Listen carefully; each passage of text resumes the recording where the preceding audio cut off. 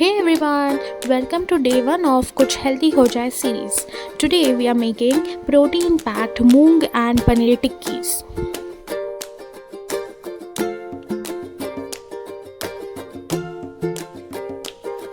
First, in a mixer jar, take a bowl of moong sprouts, then add paneer, some garlic cloves,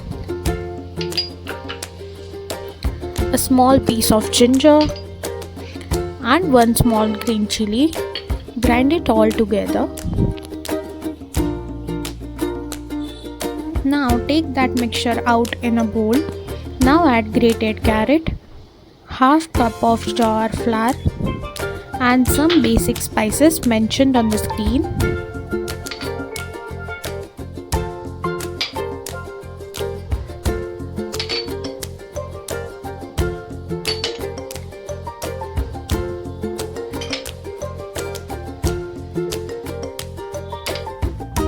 Mix all the ingredients well.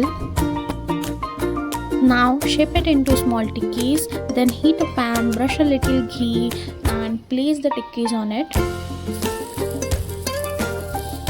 Shallow fry them for 5 to 10 minutes.